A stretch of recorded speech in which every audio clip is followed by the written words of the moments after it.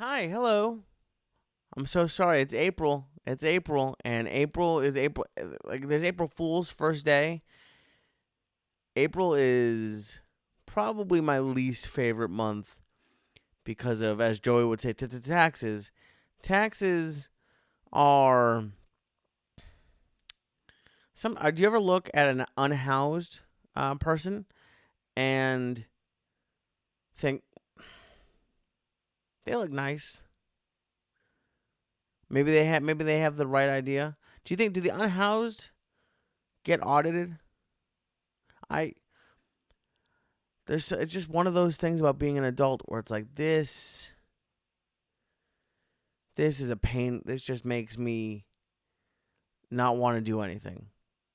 I don't I have spreadsheets. I'm going through credit cards from last year. I'm like, this. I remember. Do you ever do that? You look at a credit card charge, and like, that night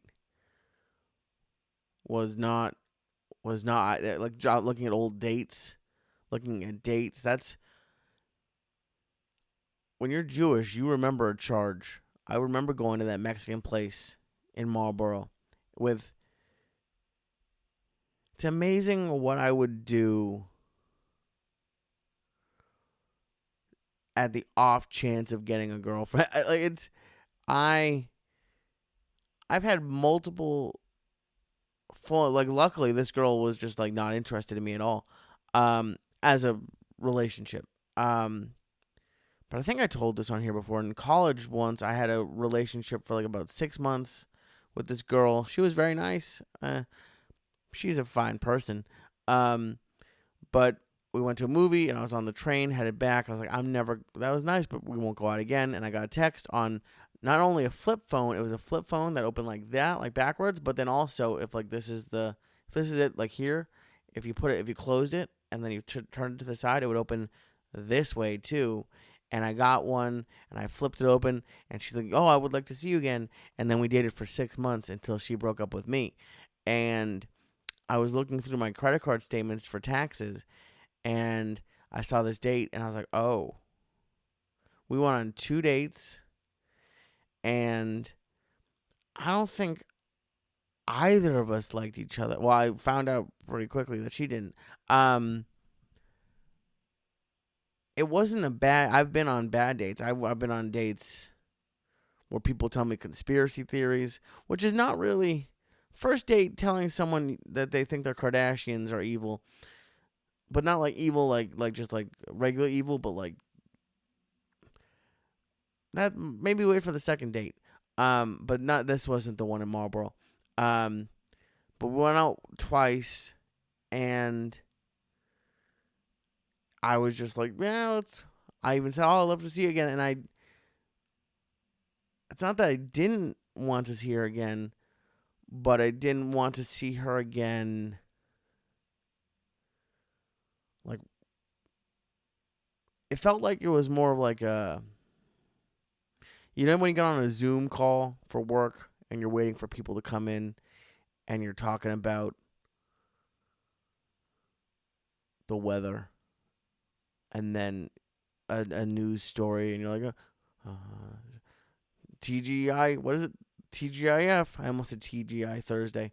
Um, that is what that's what's one of those dates. It's like, could this possibly be over? Well, this could be over. I wonder if anyone's ever done that. Thank God. If anyone ever did that to me, I would cry. Hard to ugly, like boogers and stuff.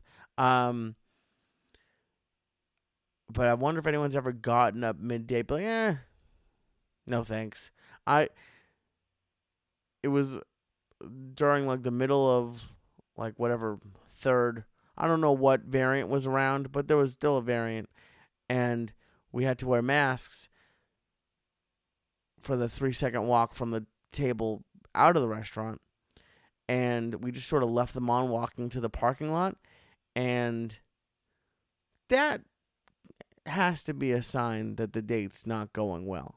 When you're like, there's zero chance that I'm gonna go in for a kiss because this mask, like the the the the amount of energy that it would take to go from here, what you can't see, but is my leg. And I'm wearing pants.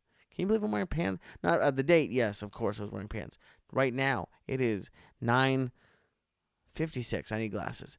And it's Sunday night, and I'm still wearing jeans, which is, feel like I deserve some. Smash that like button for jeans. Comment jeans if you made it this far.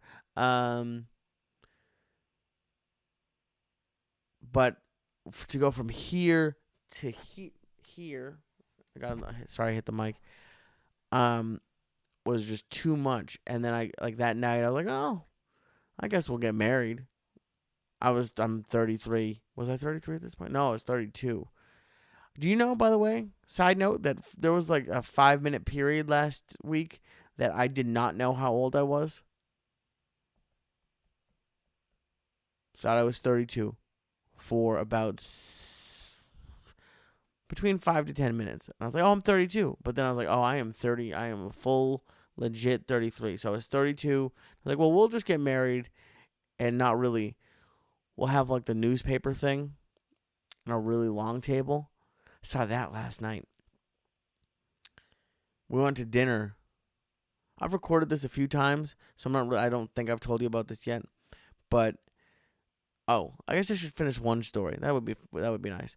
So, anyways, I thought we were gonna I was like, oh, I'd love to see you again, and she was just like, I don't really think there's a connection, and I don't think I said this. I think I said, oh, well, best of luck to you. But in my heart, I said, A, why can't you love me?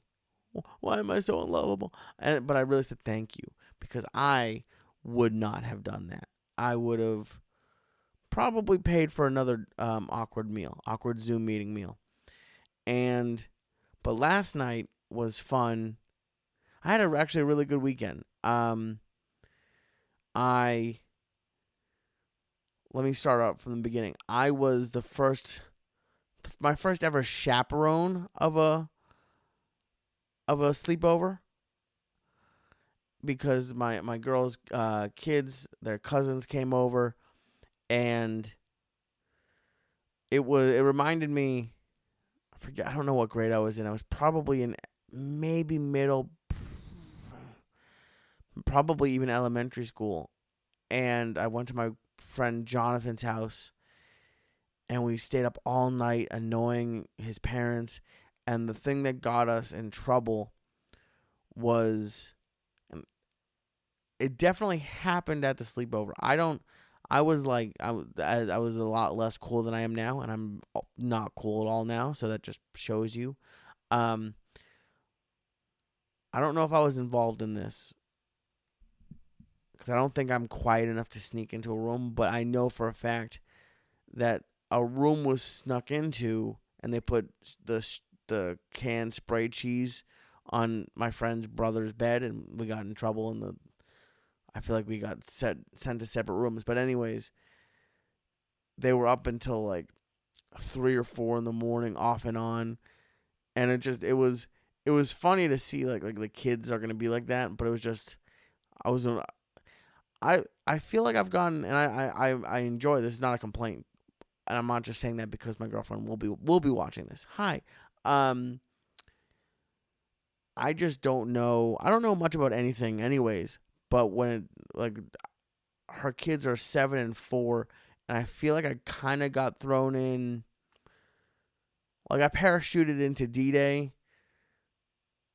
on my first day of being a soldier, but the battle's already really going on, and the rest of my platoon has been there for a while, and I'm just stepping on landmines. One of the kids got sick, and I said the D word, doctor, and that was probably a 12-minute complete meltdown tantrum, and it was 100% my fault. Why? This is why you spell things. God, what do you do when your kids can spell? Is Pig Latin still a thing? I'm going to have to learn Pig Latin again. I know there's A in way. I forget all about it. But then we had the sleepover. I feel like me wearing New Balance, if the New Balance fits, I'm straight up in dad, like, not dad mode. I feel like they see me as one of those big teddy bears that you get at the fair when you pay $50 to try to win a fake game, because like they jump on me, we have fun, but I feel like if I ever like really got upset and like tried to like discipline them, they might laugh, which I might understand. But it was, needless to say, it was fun. I hate to say the word that I said, needless to say. But then it's also something about, frankly, if you aren't dating a single mom or dad, you really should. And I feel like the way this world works is messed up. Here's what I think everyone should do. You should find someone to have kids with, do that, and then don't stay together. Because the benefits of having two separate households is you get a break every other weekend, and sometimes more than that, which is fun. That, I feel like every parent deserves it. And so that is number one. And number two is family members that can take the kids on like off nights it's better than going to Vegas. It's like you feel like you won the lottery. And luckily her parents took the girls yesterday because I got to go see Ryan Sickler last night. It was so much fun. We went to Laugh Boston to see Ryan, and I haven't seen him in like 2 years. He was hysterical. Got to meet his producer, and it was just good to see him. I haven't even told him this, but the last time I saw Ryan was probably when he came on the church to the episode that he kind of hosted and interviewed Joey. And he asked me like the day, like I think it was like the day before I was leaving LA. He called me up to do the honeydew. And I said no, and it was for, if you're watching or hearing about this, Ryan, it was legit. I was leaving like the next day. I was already late. But I have thought about it, and if I'm being honest, the 50% of the other reason why I didn't do the honeydew was I was so fat. I was just so fat, and I just didn't want to be on camera that fat. And I just didn't. So I could have postponed late, and I left a lot of shit in LA. I probably should have postponed it, left a day later, and done the podcast and all that. But I just couldn't do it. And to see him yesterday and take pictures with him, and it was just cool. It felt nice to like give him a big hug and not be self-conscious about that anymore. And to get to laugh. There's something about, and I was really lucky, like this year in 2021, I saw Tim Dillon and I saw Stanhope at the Wilbur, and I love the Wilbur. Highlight of my comedy career performing there. I don't know, can you call 3 years a career? But there's something about clubs, and I know you guys are comedy fans. Obviously, you've heard comedians talk about it, but as a fan, I like it better too. I like that like the comic can like fuck around with the audience. I like that you can hear and see better. What is funny to me though, and I never really understood this, is I think it's funny how scared audiences are of comics, which is hysterical to me. But we had two people like stand back at our table. Like we got in not late, but like towards the end, and was sitting on the side and like halfway in the back. and two people came up, and it's Boston, and they were drunk, so they started talking to us, and they two separate people like, I don't want to walk. I'm gonna wait till this comic gets off because I don't want to walk in front of the stage because they're gonna tease me. And it's like, if you've never been to a comedy show, and obviously there are exceptions, there are crowd work comedians, but even them, like even like the if you're at like a legit comedy show, if you're at an open mic or if you're at a bar show, you might run into some people who are gonna like just be mean on stage. But even then, to be honest, the majority of comedians, I don't know why I'm doing this with my hand. The majority of comedians are only trying to get a laugh. And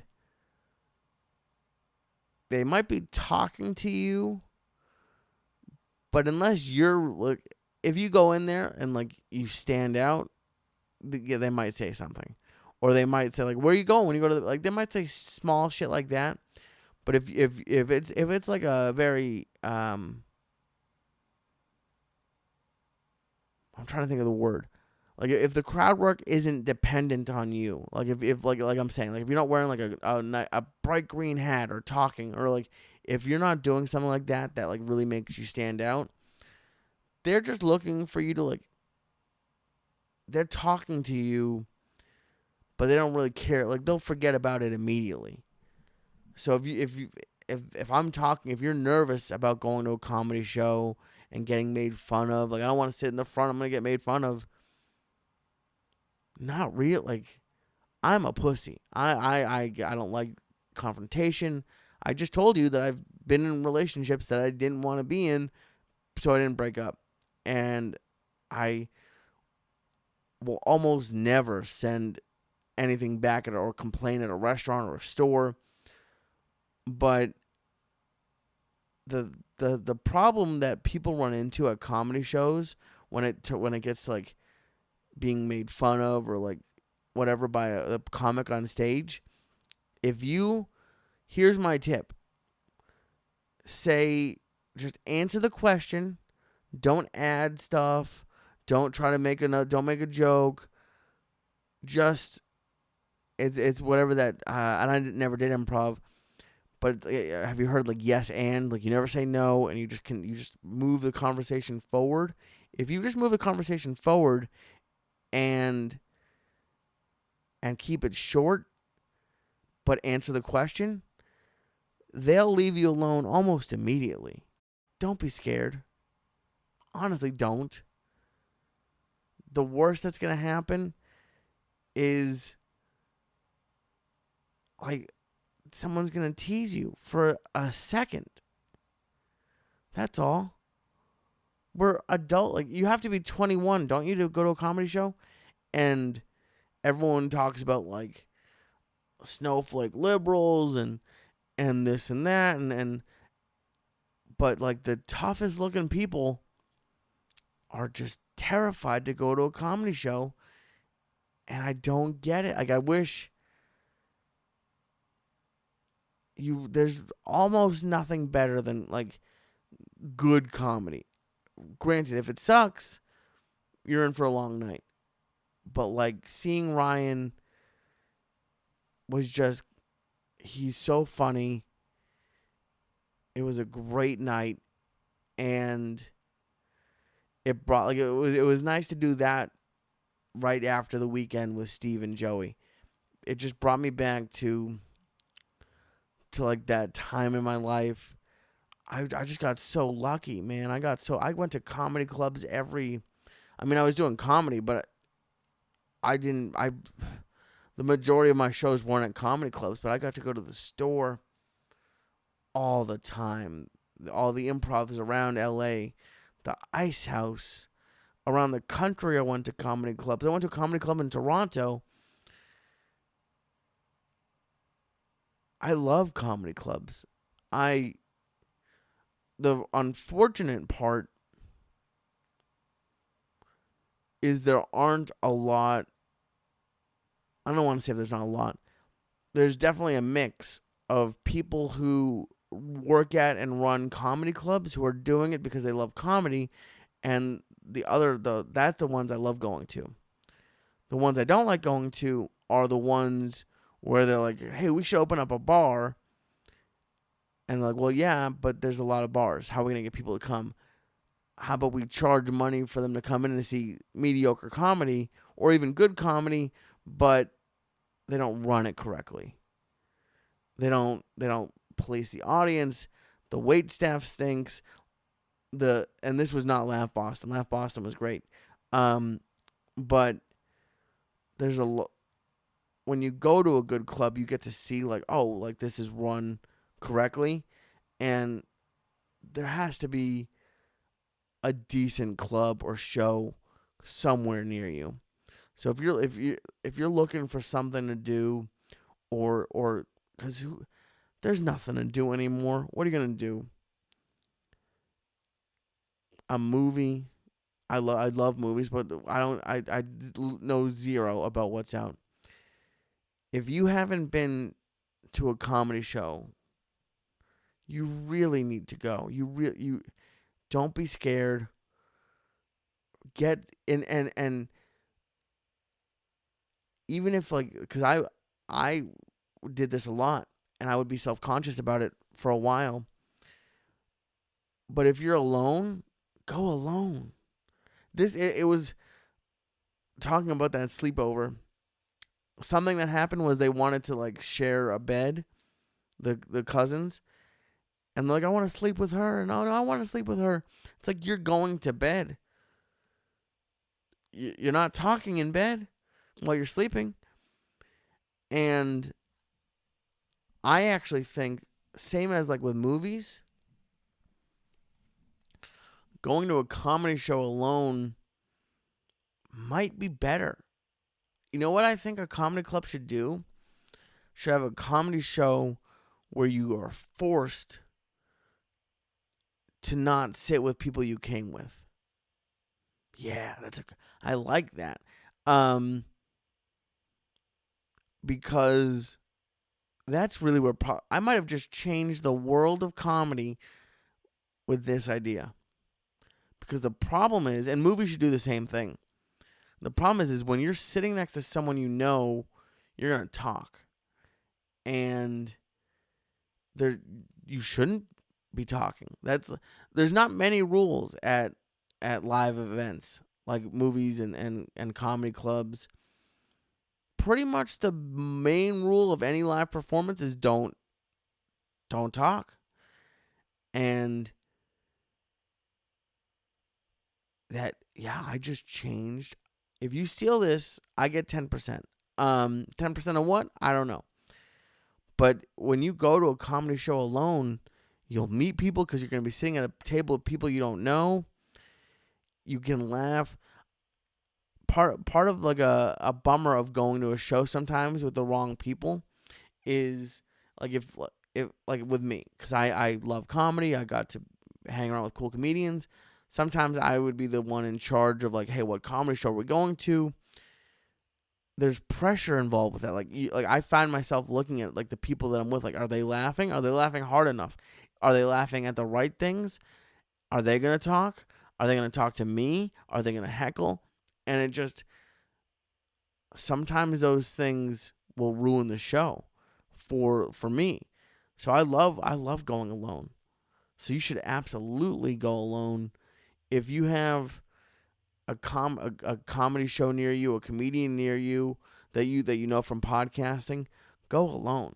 It's fucking the best. And it really, because I did have a good weekend. We went, like I said, we went to see Ryan. I had my cheat day the night before, which is fun, except they messed up. And when they mess up on a cheat day,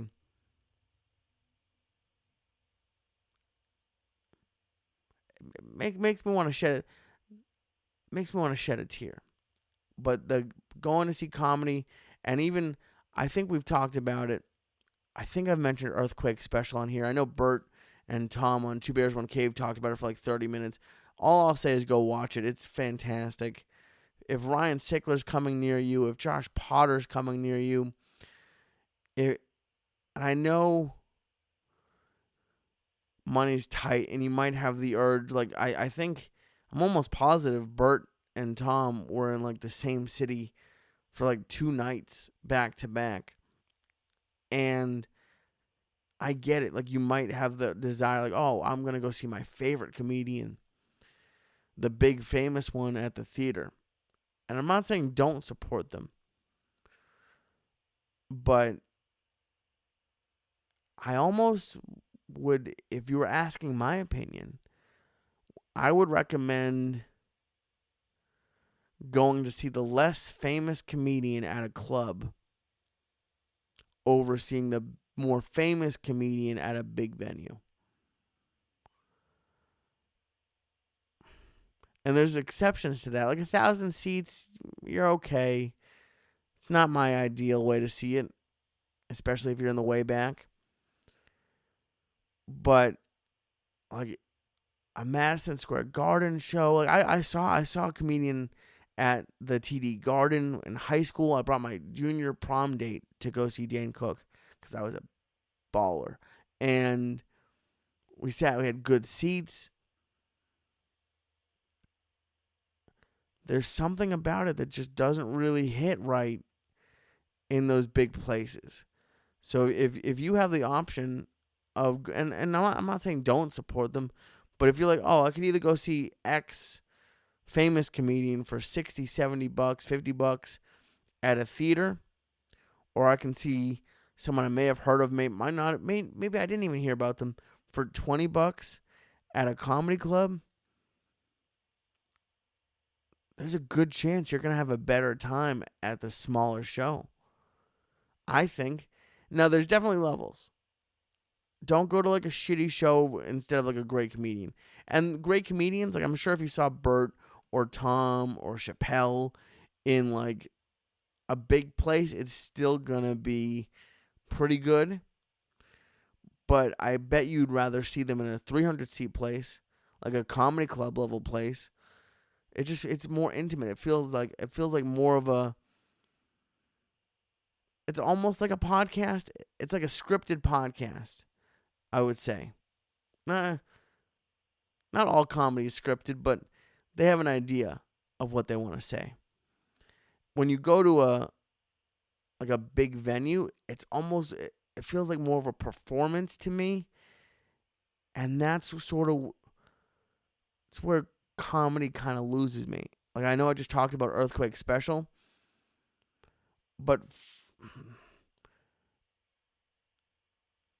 I almost don't like specials anymore. I do if they're good, but there's so few of them that are good that it kind of hurts live comedy, I think. Because with HBO Max and Netflix and YouTube with all these specials out there, it's just not, even with the exact same material, it's not the same experience. Because like there's some very famous comedians, great comedians that I've met that I can't make it through their Netflix specials. And it's not even the quality of the content. It's when you see it live and there's other people laughing around you, it just, and then they're also writing. It's why Zoom school doesn't work. It's, you need to be there. You really, I can't sell you enough on going to see live comedy at a comedy club. It's one of my top 3 favorite things to do as far as like going out on a night. I like going to movies when it's a good movie. I like going to a casino. I like going to Boston sporting events, and I like live comedy and arcades. So what is that? 5 things? It's top 5 things for me to do, and the list is probably 5 things.